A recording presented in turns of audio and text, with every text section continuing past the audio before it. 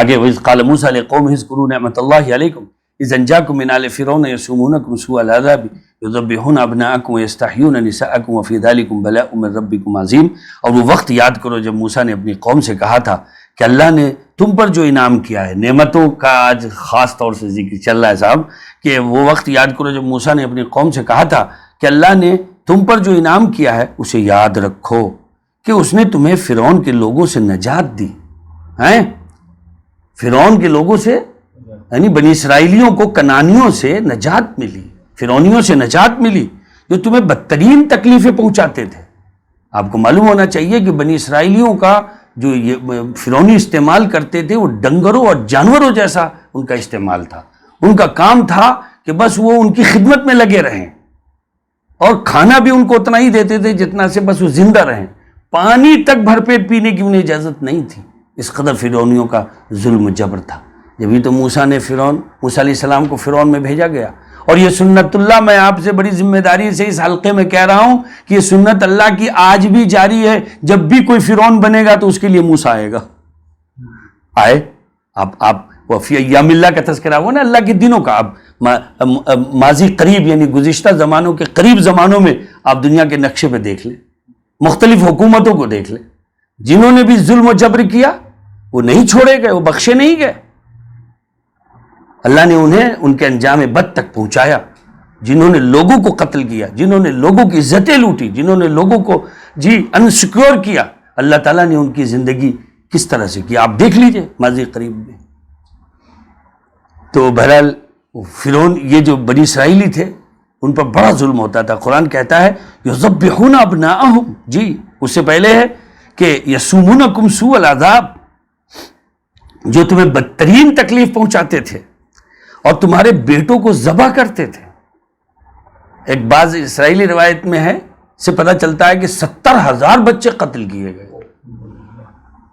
اور اسی بیچ موسیٰ کی ولادت ہو گئی، جن کے لیے بچے قتل کیے جا رہے، چونکہ فرعونیوں کو کہہ دیا تھا کسی نے کہ صاحب ایک بچہ پیدا ہوگا، بات تو اس نے سچی کہی تھی کہ جو تمہاری حکومت کا خاتمہ کر دے گا۔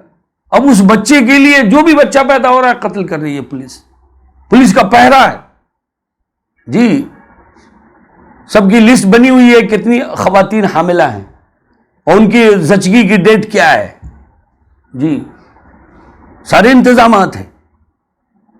حضرت معالیمیہ ندوی رحمۃ اللہ علیہ نے لکھا ہے کہ فرعونیوں کی بنی اسرائیل پر چیل کی نظر تھی۔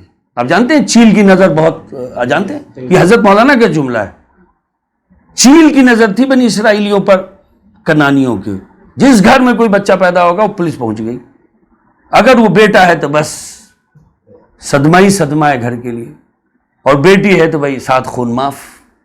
تو قرآن نے کہا اس کو یسومونکم سوء العذاب، جی جو تمہیں بدترین تکلیفیں، بتائیے کہ کسی کا شیرخوار بچہ ولادت کے بعد قتل کر دیا جائے، اس سے بڑھ کر ماں باپ کے لیے اور کیا ہوگا؟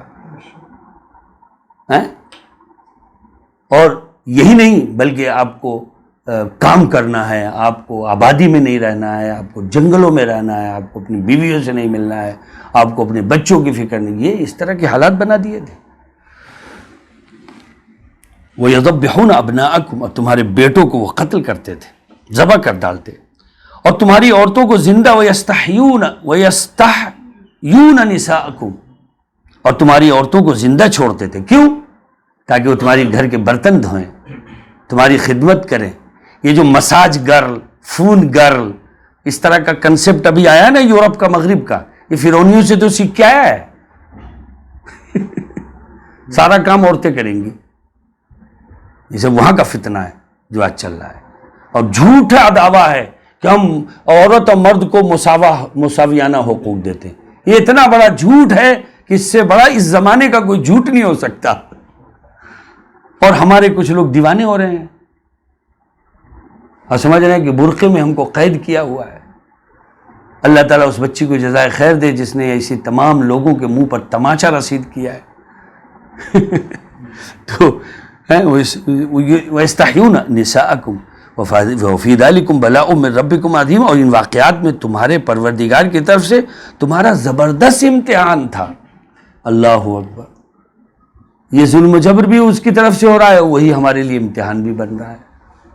یہ کہیں نہ کہیں ہندوستانی مسلمانوں کو بھی اس پر غور کرنا چاہیے کہ بھائی حوصلہ نہ ہارو، ہمت نہ ہارو، طول غم فراق سے گھبرانا ہے جگر، ایسی بھی کوئی شام ہے جس کی صبح نہ ہو۔ وَإِسْتَأْذَنَ رَبُّكُمْ لَئِن شَكَرْتُمْ لَأَزِيدَنَّكُمْ وَلَئِن كَفَرْتُمْ إِنَّ عَذَابِي لَشَدِيدٌ۔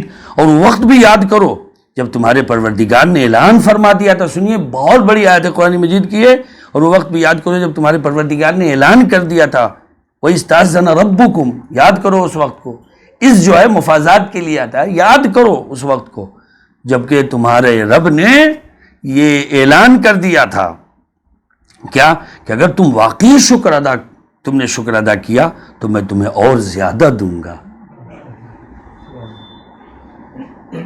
یعنی وہی استاذن ربکم، تمہارے رب نے اس بات کا اعلان کر دیا، اس کو یاد کرو کہ لئن شکرتم، کہ اگر تم اپنے واقعی خدا کی نعمتوں کا شکر ادا کیا تو میں تمہیں اور زیادہ دوں گا، وَلَأَزِيدَنَّكُمْ وَلَئِن كَفَرْتُمْ إِنَّ عَذَابِي، اور اگر تم نے ناشکری کی تو یقین جانو میرا عذاب بڑا سخت ہے، بڑا سخت۔ آج کا زمانہ ایسا خراب ہو گیا ہے، ہر آدمی رو رہا ہے، حالات بہت خراب ہیں، مولانا پیسے نہیں ہیں، اور میں یقین سے کہتا ہوں آپ سے کہ خراب جب حالات ہوتے ہیں تو آدمی سب سے اچھا کھاتا ہے، سب سے اچھا کھاتا ہے۔ ابھی جو لاک ڈاؤن گیا ہے بتائیے، آج کل تو لوگ ڈیلی گوشت لاتے ہیں، یہ ہمارے بھائی بیٹھے ہوئے ہیں جی، بیفور گوشت پہنچ رہا ہے، فریج میں ایک ہفتے کا سالن رکھا ہوا ہے۔ کچھ کھانے پینے میں کمی ہوئی سر؟ وَمَا مِن دَابَّةٍ فِي الْأَرْضِ إِلَّا، تو یہ بولو، اللہ کا شکر ادا کرو، یہ بولو گے تو خدا تمہارے پر اپنی نعمتیں بڑھا دے گا، ہے نا۔ ان عذابی لشدید، اور ورنہ اللہ تو کا عذاب سخت ہے، یعنی ناشکری کرو گے تو اللہ تم سے نعمتیں سلب کرے۔ اور آگے بس دو آیت پہ میں ختم کرتا ہوں، وَقَالَ مُوسَىٰ إِن تَكْفُرُوا أَنتُمْ وَمَنْ فِي الْأَرْضِ جَمِيعًا فَإِنَّ اللَّهَ لَغَنِيٌّ حَمِيدٌ۔ اسی ضمن کی آیت ہے کہ موسیٰ سے تذکرہ شروع ہوا تھا کہ وَاذْكُرُوا نِعْمَتَ اللَّهِ عَلَيْكُمْ، اے بنی اسرائیلیو، موسیٰ نے اپنی قوم سے کہا تھا بنی اسرائیلیوں سے کہ اللہ کی نعمتوں کو یاد کرو۔ جب فرعونیوں سے نجات مل گئی بنی اسرائیلیوں کو تو اللہ نے کیا نہیں دیا ان کو؟ فاسٹ فوڈ جو ہے اس کا تو کنسپٹ وہیں سے بنایا آ رہا ہے، من اور سلوا، گھر میں بنانا نہیں ہے اور فریج میں بھی نہیں رکھنا ہے، وہ فریج میں بھی رکھنے شروع کر دیے انہوں نے۔ تو آپ جانتے ہیں یہ سارا قصہ ہم پڑھا ہے، تو اللہ نے کیسی نے بنی صاحب، چٹیل میدان میں دھوپ لگ رہی ہے، موسیٰ سے کہا، موسیٰ نے دعا کر دیا، اب بادل آپ کے سر پہ چل رہے ہیں۔ اچھا وہ بھی اتنے لڑاکو کہ نہیں ہم دوسرے قبیلے کے ساتھ نہیں رہیں گے، باغبان تمبولی کے ساتھ نہیں رہے گا، تمبولی باغبان کے ساتھ نہیں رہے گا، تو ٹھیک ہے الگ الگ رہو، الگ الگ بادل سامنے، ایئر کنڈیشن، یہ اے سی کا کنسپٹ وہیں سے آیا ہے، فواریں پڑ رہی ہیں۔ اچھا پانی فریش چاہیے، منرل واٹر، کہتے ہیں کہ زمین کا پانی جو سوتوں کی شکل میں نکلتا ہے وہ سب سے بہتر پانی ہوتا ہے، آپ لوگ جانتے ہیں اس بات کو۔ تو بھائی، اور وہ بھی ایک چشمہ نہیں چاہیے ہم کو، سب کو الگ الگ چاہیے، 12 چشمے۔ تو کتنی نعمتیں اللہ نے انہیں دی، لیکن انہوں نے کوئی قدر نہیں کی۔ امت محمد کو درشایا جا رہا ہے، بتایا جا رہا ہے۔ اور آگے دیکھیے پھر موسیٰ نے کہا ہے ان تکفروا انتم ومن فی الارض، ارے جاؤ تم بنی اسرائیلی، تم اور پوری دنیا کے انسان مل کے بھی اگر اللہ کی نافرمانی کریں جمیعاً، تب بھی اللہ کی خدا کی خدائی میں کوئی فرق نہیں پڑے گا۔ اور وقت بھی یاد کرو جب اور موسیٰ نے کہا تھا کہ اگر تم زمین پر بسنے والے تمام لوگ بھی ناشکری کریں تو اللہ کا کوئی نقصان نہیں، کیونکہ اللہ بے نیاز ہے اور بذات خود قابل تعریف ہے۔ دیکھیے حمید کا لفظ 2 دفعہ اس صورت میں ابھی تک آ چکا، پہلی یا دوسری آیت میں آیا، پہلی آیت میں آیا تھا اور یہاں بھی آیا۔ حمید کہتے ہیں جو خود قابل تعریف ہو۔ آپ ایک بٹر فلائی بولتے ہیں اس کو، تتلی کو، آپ تتلی کو پکڑ کے ہاتھ پہ رکھیے اور اپنا موبائل کا اسکرین ذرا وہ کیا کہتے ہیں اس کو خوردبین بنائیے اور اس کی نقاشی دیکھیے، آپ خدا کی تعریف پر مجبور ہو جائیں گے۔ آپ گلاب کی ایک پنکھڑی لیجئے، اس کی ملائمیت اور اس کی نرمی پر سے آپ خدا کی تعریف کرنے پر مجبور ہو جائیں گے، مسلم ہو یا غیر مسلم۔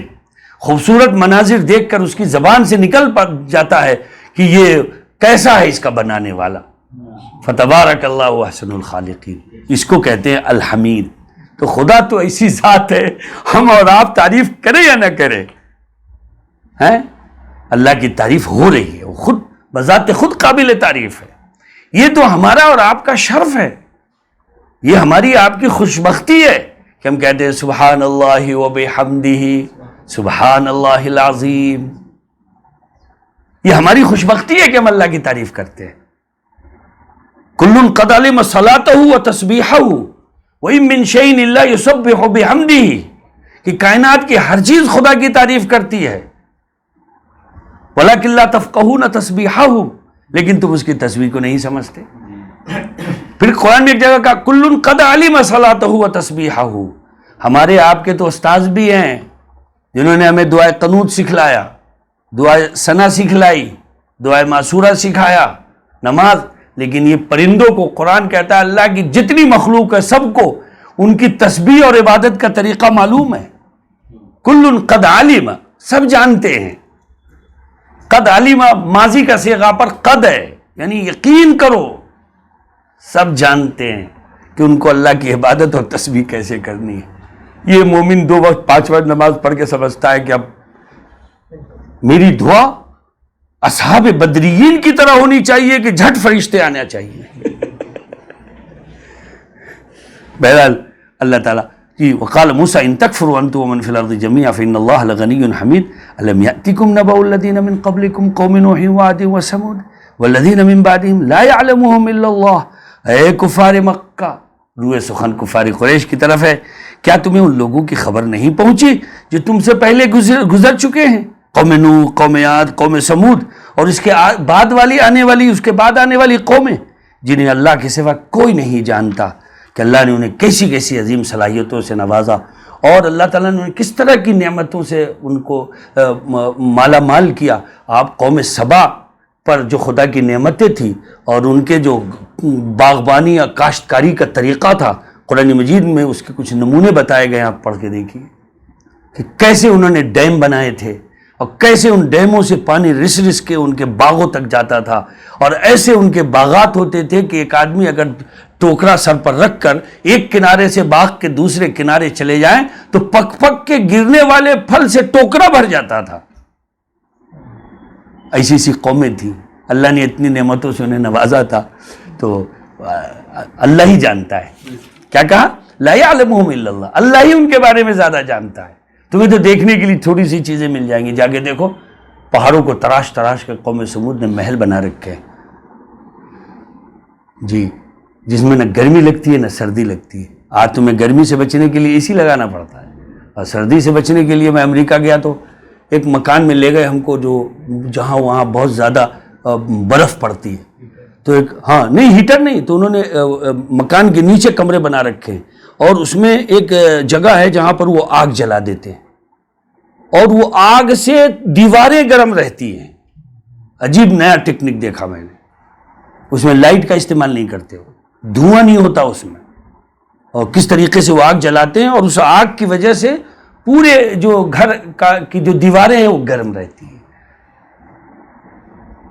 ڈیلس میں مجھے وہ لوگوں نے دکھلایا تھا. تو یہی بات اللہ تعالیٰ یہاں پہ فرماتے ہیں کہ بھائی وہ وما ارسلنا من رسول یعنی اللہ ہی جانتا ہے کہ اللہ نے انہیں کیا کیا نعمتوں سے نوازا تھا اور انہوں نے ان نعمتوں کی ناشکری کیسے کی. آگے جاءتہم رسلہم بالبینات فردوا ایدیہم فی افواہہم وقالوا انا کفرنا بما ارسلتم بہ وانا لفی شک مما تدعون. اور ان سب کے پاس ان کے رسول کے کھلے دلائل لے کر آئے، ان سب کے پاس ان کے رسول کھلے کھلے دلائل لے کر آئے تھے، تو انہوں نے ان کے منہ پر اپنے ہاتھ رکھ دیے. فردو ایدیہم فی افواہہم، منہ پہ ہاتھ رکھ دیا، جیسے کبھی ہوتا بھی ہے.